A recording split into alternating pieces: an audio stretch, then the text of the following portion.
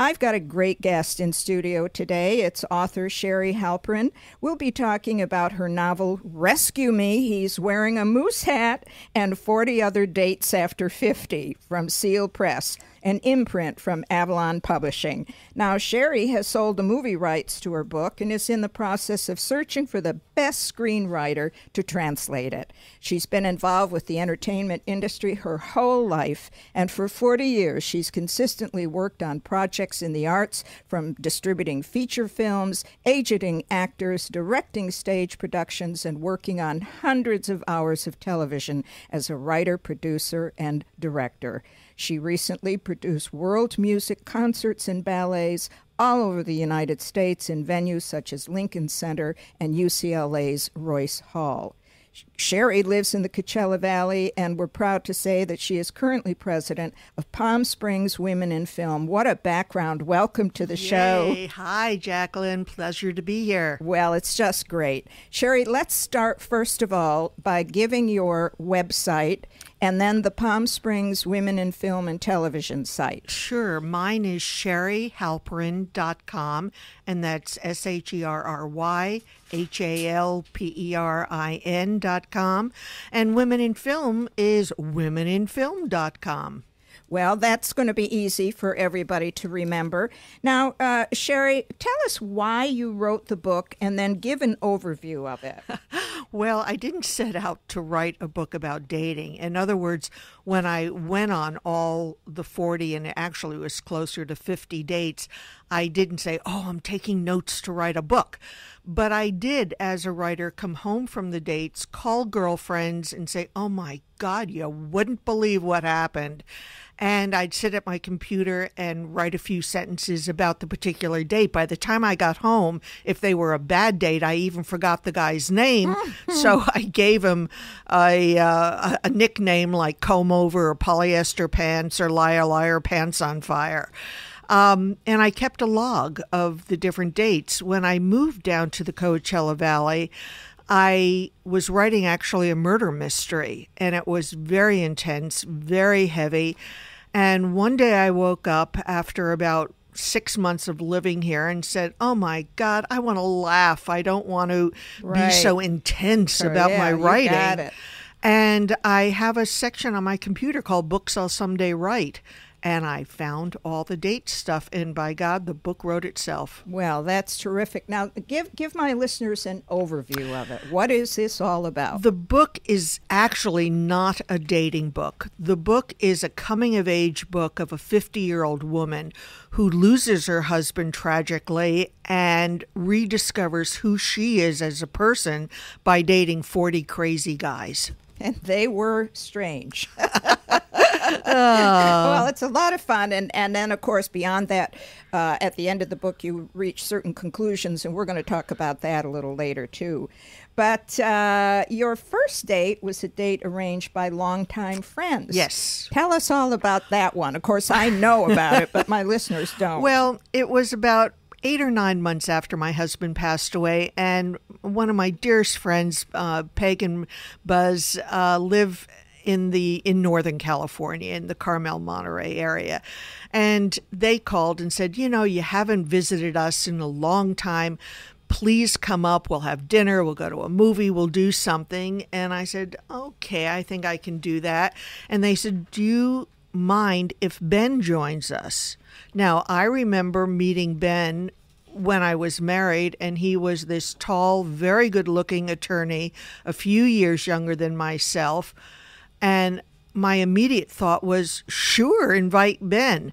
Well, I jumped to the conclusion that it was a fix-up date. I went to Nordstrom and bought the tightest jeans. I had lost a lot of weight, a low-cut V-neck sweater, took 2 Valium, flew up to Monterey, and went on this date. Well, the movie that we went on, I was so nervous all the way there. I was like, when your mouth dries up and your lips stick to your gums? That's what was happening the whole way there. Ben and I were sitting in the back seat, and we went to this movie about Mozart's life. And, he cried, and I cried, and I thought, oh, great, he's sensitive.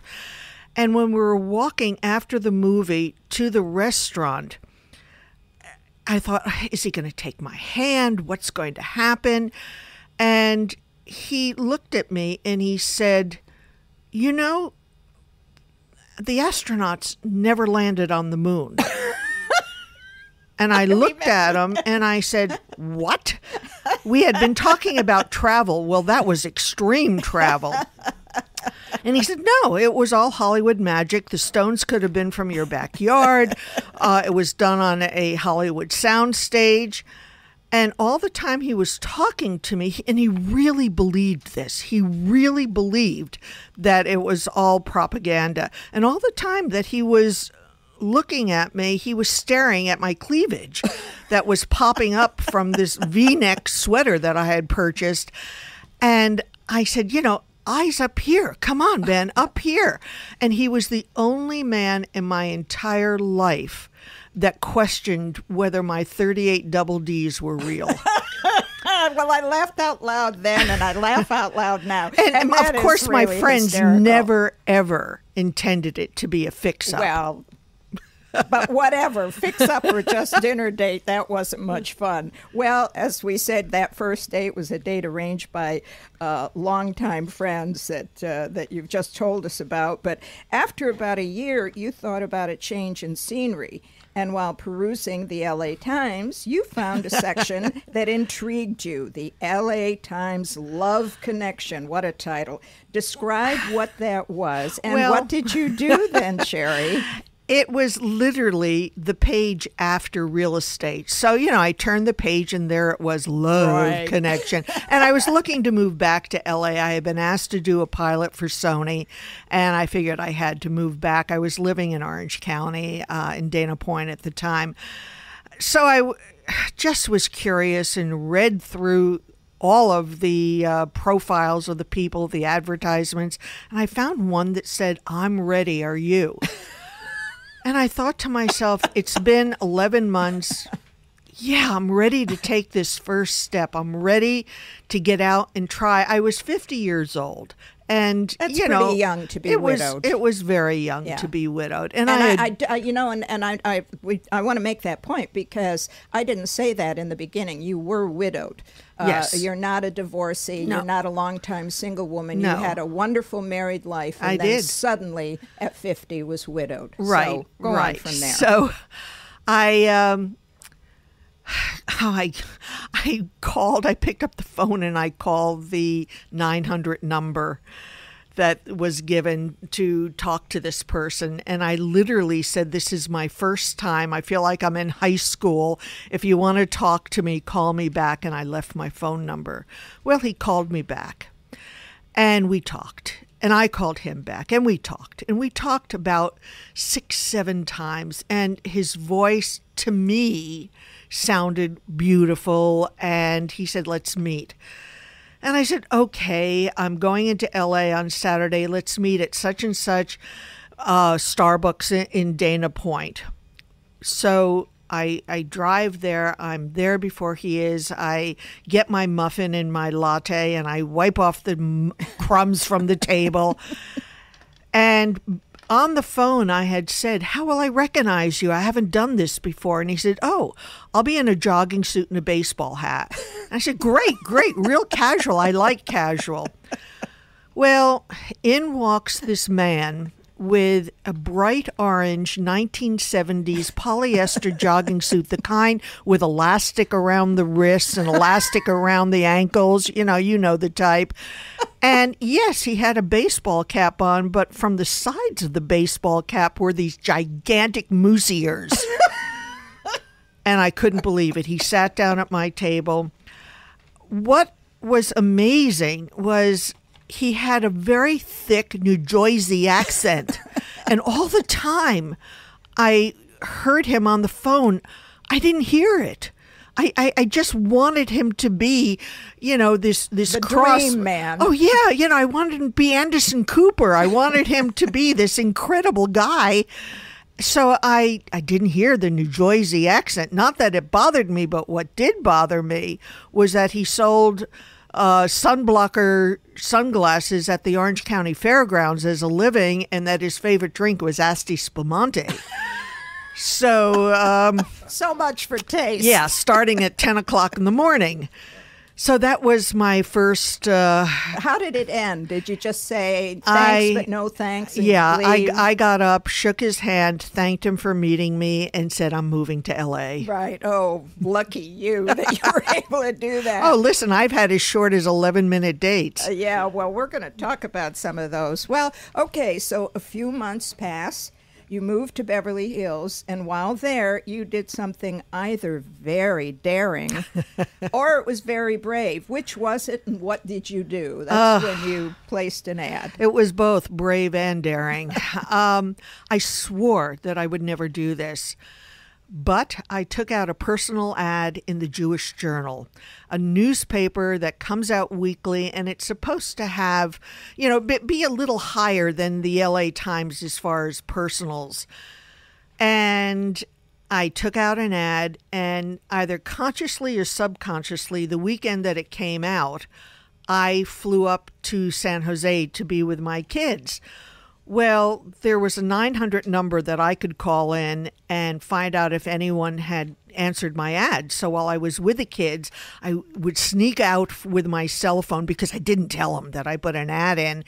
And of course not. We don't tell our kids certain no, things. They didn't tell me about their dating. Why the heck should I tell them about mine? Anyway, first time, my God, there were a couple of answers. The second time I checked, a few more. By the end of the weekend, there were like 12 or 15 answers onto my site. And I thought, oh my God, I've hit the mother lode. And sure enough, I went home, called every single person, and out of that, I think I met with 3. But it was very daring because I didn't know what to expect. It was all first. It was the first time that I did anything like that in my life. What did you say in the ad? I think I used Moosehead's term and said, I'm ready, are you? Well, we don't call that plagiarism when that happens. That's all's fair and something like that. Well, you had 3 dates from that. And synopsize the outcome of the 3 quickly. And can you rate them as to which was the worst experience? Because, boy, when I read that, I thought, oh, poor Sherry. Oh, well, the first one was a celebrity seeker. And since I was doing a pilot for one of the networks at the time, he just thought that, I was great. And when he started asking me about my past, he wanted to know different stars that I had met. And he said, have you ever met Barbra Streisand? And I said, well, actually, I spent a summer with Barbra Streisand at Cecilwood Theater in Fishkill, New York. We were apprentices, and she was doing the boyfriend, and we both learned how to drive on the same prop truck. When the date finished, he was an attorney. When the date finished, he took me to the car, put in. And actually, I didn't even want to get in. I had my own car. But I left the door open. I sat down. He says, you've got to hear this. And he put on a CD of People and started singing with the CD. I got out of there so fast. Anyway, that was one date. The second one was a dentist who packed heat in his car. He loved to hunt, so he always had his rifles with him. He had his rifle with him. Yeah, scared me to death. I thought that was hysterical. And the third one was a young, well, not a young man, but a man by the name of Peter who brought me a daisy wrapped in tin foil. And instead of being 50, he was 70 and as sweet as could be. So which of those quickly was the worst experience? Oh, I've got to say the doctor. That had the rifles. I thought so too.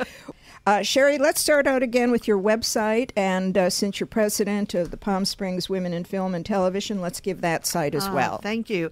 SherryHalperin.com and womeninfilm.com. Easy Real ones easy. to remember.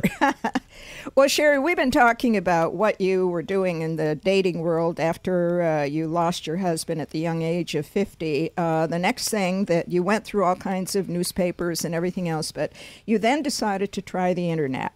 Let's talk about, first of all, let's just talk about what were some of the websites that you did use. Oh, man, I tried a lot of them. Match.com, Matchmaker.com, JDate, Millionaire.com, just about any that I could find. But I probably stuck to Match.com and JDate.com mostly. Why was that? What was it about those two? Because, we do have a lot of single people in the Valley, both single, widowed, divorced, never married, what have you, and they are looking to meet people. So what was it about those two sites that impressed you? Well, Match.com was very large, and I figured that it had a large group of people. JDate was because I am of Jewish faith, and the religious part of it wasn't as important as commonality of background. And I believe at our age, from 50, 60, 70, 80, you would like a commonality of background. Not that we're too old to learn new tricks, but it's just more comfortable. Right. Well, you also, which I think is very important, develop some safety tips in meeting up with these people. Can you share those with my listeners? Sure. On a first date, I always meet in a public place. I drive my own car. I actually used my middle name online and never gave my first or last name. Did not ever give my first or last name even on the date unless I felt very comfortable with a person and figured that I would be seeing him again. And always when I left, had a very, when I left, I drove in odd ways back to my house and made sure that I wasn't followed. And you were very careful never to tell them again about what you did for a living based on that first experience. Not on a first date. Not on a first date. What was of those, because I have such strong feelings to every single date that you had. What do you think was the funniest or the most unusual of those dates that you had? Well, I'm sure that the most unusual one was about 2 o'clock in the morning. I couldn't sleep. I was living in Beverly Hills. I went up to my computer, got online, and for some reason I was looking at men in Northern California. And I saw a profile that said that this man was 50-ish, that he had a yacht, that he belonged to the symphony in San Francisco, that he was semi-retired, and he sounded absolutely perfect. So I jotted off a little email and said, "Has some lucky woman taken you by now?" And in the morning, I got an answer, "Nope, I'm still available." Well, we started emailing for a few days, 4, 5, 6 times a day. And then finally he said, "Here's my phone number. Please give me a call." And I figured I'd give him a call because nothing to lose, and he didn't know my name or anything. So I call, and since he didn't know my name, he just said, "Tell my secretary Lee Jones is calling." So I call, and I say, "This is Lee Jones calling," and she puts me through. Well, we start talking, and he sounds fabulous. He sounds incredible. And we're talking, and we have so much in common. Finally, he says, "Well, okay, you know my name. You know what I do. Come on, what is your name?" And I said, "Well, my name is Sherry Halperin." And he said, "Oh, I have some cousins in New York by the name of Halperin. I wonder if we're related." And I said, "Oh, it's impossible." And he said, "Well, their names are Jerry and Warren Halperin." And my heart stopped. And I said, "I was married to Warren Halperin for 26 years. And I just figured my husband was in heaven and was putting me together with one of his relatives, so I was staying in the family." Well, he had his secretary make arrangements the next day to fly me up to San Francisco. And sadly, it didn't work out. I flew up 3 times to see him. He turned out to be a really unique character. Picture Danny DeVito with real long curly afro hair. The first time I saw this man, and it was reddish, he looked like a penguin walking with dress slacks, and he had suspenders on that had dollar signs from his waist all the way around to his back. But he was a character, and sadly it didn't work out. That I just guffawed out loud when I read about him. Well, now you developed a perfect man list. Yes. How has that changed over time? Let's talk a little bit about that and kind of, we have to condense it a little bit. Early on, I realized that I didn't know what I was looking for. So I made out a list, and I put it on my refrigerator. And as the months and years went on, I took a Pentel pen and just kept crossing it off and changing it. Would you like me to read the perfect man list? Do it quickly, though. Okay. Yeah. The first one was taller than 5 feet 8 inches. I'm 5 feet 4 inches and like wearing small heels. That turned out to be height is not that important to me anymore. I never wear heels. Another one is... Okay, honest about age, marital status, toupees, illnesses, children, jail sentences, sexual diseases, and sexual oddities. This does not have to be discussed on a first date.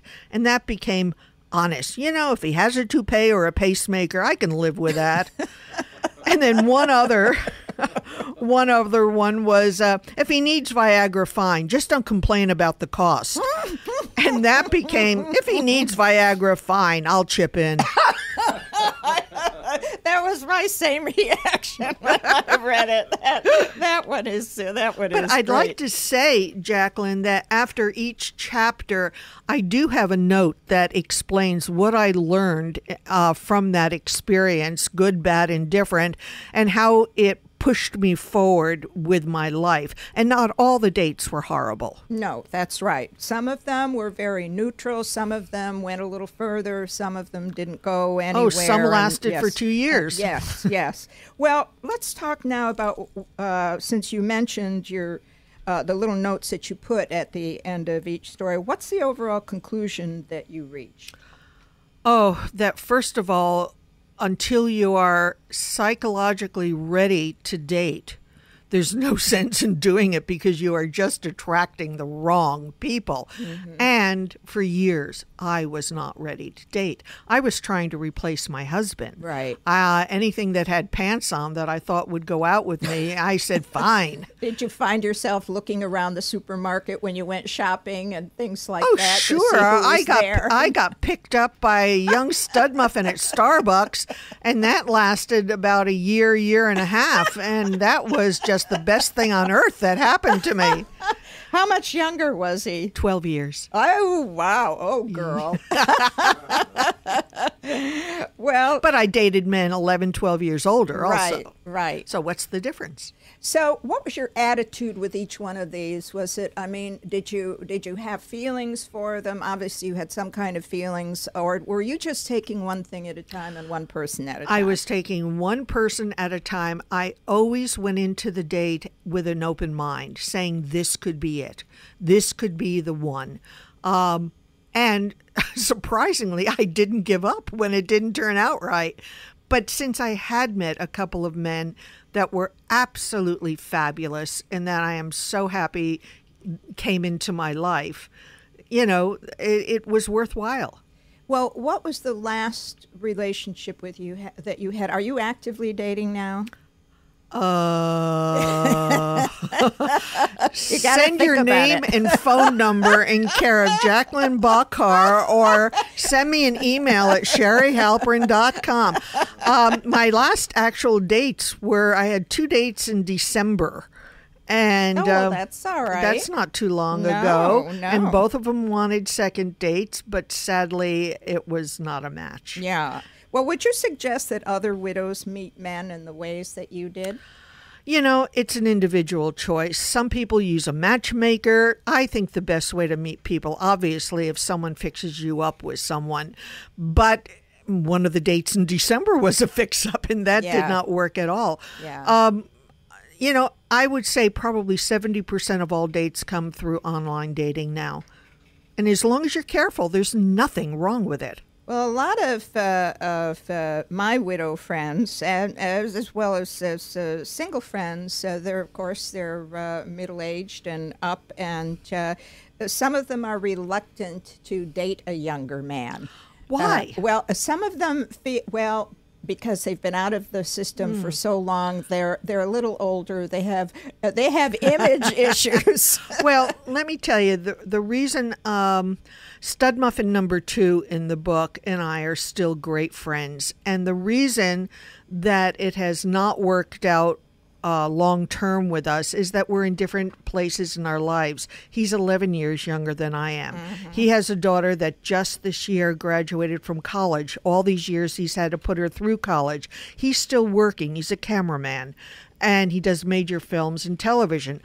If I want to go to San Diego for a weekend or Santa Barbara, he's not free. If I want to plan in 6 months a 2-week cruise, he's not free to do that. Right. So if you're in your 60s and you're dating someone in their early 50s, they're most likely still working, and they have obligations that those of us that are retired or work every once in a while don't have.